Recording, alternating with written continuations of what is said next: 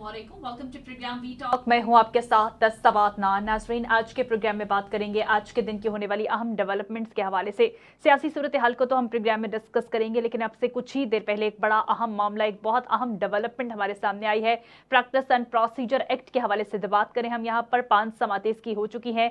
Chief justice काजी फाइज ईसा की जानिब से इस केस की समाअत की गई और कहा गया कि इसको ज्यादा प्रोलॉन्ग नहीं किया जाएगा। आज कुछ ही देर पहले इनकी जानिब से कहा गया कि मुख्तसरन फैसला सुनाया जाएगा, और अब से कुछ देर पहले इनकी जानिब से एक मुख्तसर फैसला सुना दिया गया और ये कहा गया कि तमाम फरीकैन की जानिब से जो दरखास्त दायर की गई थी इनको मुस्तरद कर दिया गया है।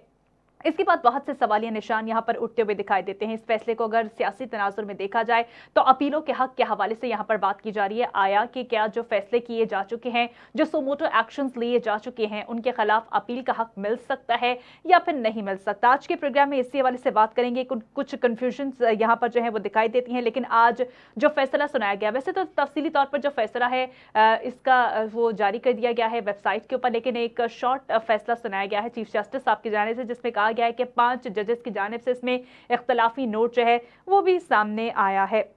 इस मामले को अब किस तरह से देखा जाएगा, किसको फायदा होगा और किसको फायदा नहीं होगा। जो सोमोटो एक्शन एक जज की जानिब से लिया जाता था, अब उसको कन्वर्ट कर दिया गया है 3 जजेस की जानिब से। पहले देखा जाएगा कि मामला सोमोटो के काबिल है, तो फिर उसके बाद ही इसके ऊपर सोमोटो एक्शन लिया जाएगा। लेकिन एक और सवाल यहाँ पर उठता है कि माजी के जितने भी केसेस से आया इस फैसले से वो इफेक्ट होंगे या नहीं होंगे। लेकिन एक तासुर आम जो यहाँ पर समझ आ रहा है, जो फैसले के हवाले से सामने आ रहा है, क्योंकि कानूनी मामला है, इसमें बहुत सी पेचीदगियां हो सकती हैं। रिव्यू के हवाले से भी बहुत सी बातें की जा रही हैं और कहा जा रहा है कि हो सकता है कि अगर रिव्यू हो तो अपील का हक दिया जा सके।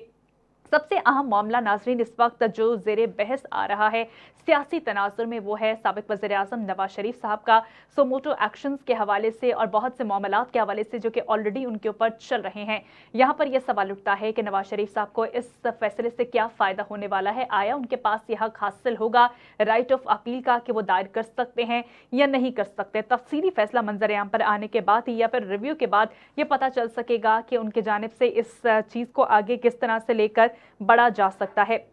सियासी पार्टीज के बारे से बात करें तो कुछ मिला जुला सा रुझान इसके ऊपर रिएक्शन जो है वो सामने आ रहा है, कुछ सरगोशियां की जा रही हैं। लेकिन नाज़रीन एक अच्छी चीज जो यहाँ पर देखी गई, एक तो ये देखा गया कि चीफ जस्टिस काजी फाइज ईसा साहब की जानिब से बड़ी क्लैरिटी से इस मामले को आगे परसू किया गया, आगे बढ़ाया गया। और मॉरली यहाँ पर एक अच्छी बात ये देखी गई कि चीफ जस्टिस साहब की जानिब से कहा गया कि ना तो हम पार्लियामान के दुश्मन है और ना ही पार्लियामान हमारी दुश्मन है। जो भी फैसले किए जाएंगे वो इसी हवाले से किए जाएंगे कि आइन और कानून को मद्देनजर रखा जाए। अगर कोई बेहतरी के फैसले पार्लियामेंट के अंदर किए जाते हैं सुप्रीम कोर्ट के हवाले से, तो उनको एक्सेप्ट किया जाएगा। इस फैसले के बाद ये चीज़ भी इस वक्त वाज़ेह हो चुकी है कि पार्लियामान अदालती मामलात को तब्दील करने का, कानून साजी का हक रख सकती है। बहुत से मामलात ऐसे हैं जो कि क्लियर हो चुके हैं। आज के प्रोग्राम में इसी वाले से हम बात करेंगे और देखेंगे कि ये मामलात आगे कहां तक जाते हैं। इसके अलावा बात करेंगे आज के प्रोग्राम में सियासी सूरत हाल के हवाले से। चेयरमैन पीटीआई की नाअहली मुतवक्के है और साथ साथ कहा जा रहा है कि चेयरमैन पीटीआई ने साइफर केस में फर्द जुर्म आयद करने का हुक्म चैलेंज कर दिया है। अपने पिछले प्रोग्राम से भी इस हवाले से हम डिस्कस करते चले आ रहे हैं। देखेंगे कि ये मामला क्या रुख इख्तियार करता है। और जिस तरह से प्रोग्राम में हम नवाज शरीफ साहब की वापसी को भी डिस्कस करते हैं, आज बिलाखिर इनकी जानिब से जो है वो फ्लाइट पकड़ ली गई है सऊदी अरब के लिए। कुछ तासुरात ऐसे दिखाई दे रहे हैं कि वो पाकिस्तान वापस आ रहे हैं। उम्मीद पाकिस्तान उनके तैयारे का नाम रखा गया है और कहा जा रहा है कि नवाज शरीफ साहब वापस आएंगे तो चौथी बार वज़ीर आज़म बनेंगे। तो ये तमाम तर मामलात भी आज के प्रोग्राम में हम डिस्कस करेंगे। मेरे साथ आज जो पैनलिस्ट मौजूद है उनका इंट्रोडक्शन मैं आपके साथ करवाती चलूँ। कसफर क्लास्ट्रा साहब ने आज मुझे प्रोग्राम में ज्वाइन किया है। सफीना खान मेरे साथ मौजूद हैं आज के प्रोग्राम में। राजा रजाक साहब ने मुझे ज्वाइन किया है और मियां कामरान साहब भी आज मेरे प्रोग्राम में मेरा साथ देंगे। बहुत शुक्रिया आप तमाम पैनलिस्ट का आज वक्त देने के लिए। सफीना, शुरुआत में आपसे करना चाहूंगी, प्रैक्टिस एंड प्रोसीजर एक्ट का अहम मामला, 5 समातें हुई जिसके बाद आज मुख्तसर फैसला जारी किया गया है और तमाम दरखास्तों को मुस्तरद कर दिया गया है। इस मामले को जो अहम दलाइल दिए गए, चीफ जस्टिस साहब काफी बरहम भी दिखाई दिए इन समातों के दौरान, आप किस तरह से देखेंगे? थैंक यू सबा। ये फैसला बहुत ही बैलेंस, बिल्कुल तराजू के पलड़े ऐसे रख के दिया गया है। इस फैसले को अगर मैं शॉर्ट फॉर्म में पढ़ सकूं तो अपनी तरफ से सुप्रीम जो हमारी पार्लियामेंट है उसको सुप्रीम रखा गया है और उसके साथ साथ ही जो हमारे नवाज शरीफ साहब बहुत ज्यादा उम्मीदें लगा के बैठे हुए थे कि वो इस प्रोसीजर के तहत अगर ये ऐसे ही सस्टेन करता है तो उनको उससे फायदा होगा। लेकिन अभी तक की खबरें यही आ रही हैं कि नवाज शरीफ साहब इस एक्ट को बहाल होने के बाद भी कोई फायदा नहीं उठा सकेंगे, क्योंकि अपील का राइट नहीं दिया गया। ये साफ लिखा गया है कि जो भी पहले फैसले हो चुके हैं उनके खिलाफ किसी भी किस्म की कोई भी अपील जो है वो नहीं हो सकेगी। तो अब मुझे नहीं पता कि PMLN के किस कानूनी तरीके से ये अपने आप को बावर करवा सकेंगे कि नवाज शरीफ साहब इस एक्ट से फायदा उठा सकेंगे, क्योंकि नवाज शरीफ साहब एज इट इज उनका जो स्टेटस है वो बरकरार है। पार्लियामेंट को सुप्रीम कर दिया गया है, दोनों पार्टीज को खुश कर दिया गया है कि कोई मुखालिफिन पे भी जो हमारी अदलिया के ऊपर आवाज ना उठा सके, और सब गुडी गुडी गुड हो गया है। तो ऐसा फैसला कि मैं कहती हूँ ये वो दवाई खिलाई है हमारी अदलिया ने, जिससे ना जो बीमार है उसको शफा मिलेगी और ना ही वो कुछ कह सकेगा कि मैंने कुछ दवाई ले रहा हूं। तो मेरी तरफ से तो ये है कि इसका ये हकीमी एक किस्म का नुस्खा था, जिससे हमारे सिस्टम को कोई फायदा नहीं होगा, जिससे हमारी जो पॉलिटिकल पार्टीज थी उनको कोई फायदा नहीं होगा, उनके लीडरों को कोई फायदा नहीं होगा।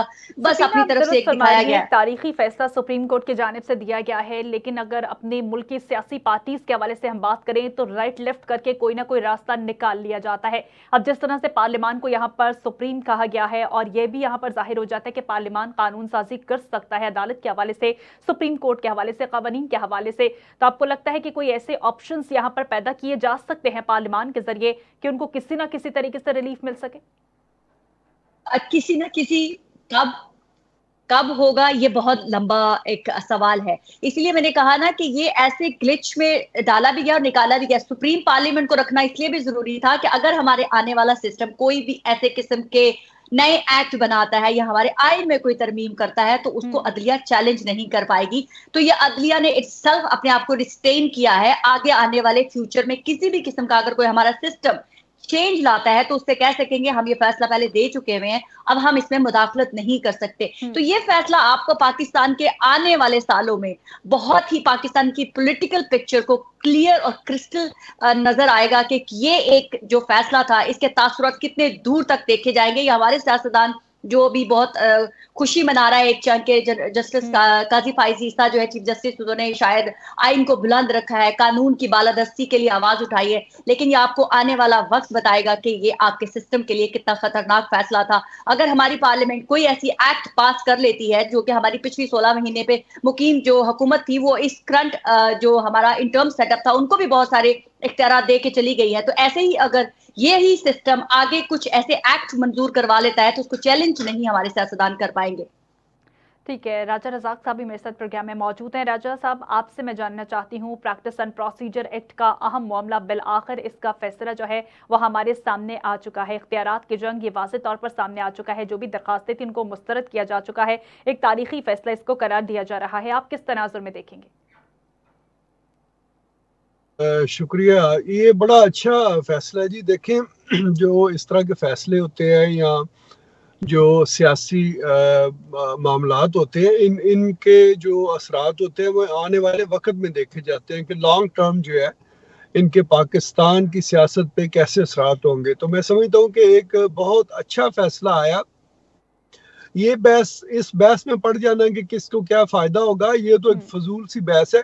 हमने आने वाला वक्त देखना है कि आने वाले वक्त में अब ये जो हमारी जो पार्लियामेंट की सुप्रीमेसी है वो एक तरह से इंश्योर हो गई है कि कोई इस तरह का जज जैसे साकिब निसार और बंदयाल जैसे जो लोग आए थे और इन्होंने ऐसा खिलवाड़ किया पार्लियामेंट के साथ भी और सुप्रीम कोर्ट के साथ भी, तो वो उस तरह के जो लोग हैं उनके रास्ते जो है वो बंद हो जाएंगे। अब पार्लियामेंट को ये पूरा हक होगा कि वो अपनी मर्जी से जिस तरह के वो चाहे वो कानून बनाए, और सुप्रीम कोर्ट जो है सिर्फ उनको इम्प्लीमेंट करने की जो है वो मजाज होगी।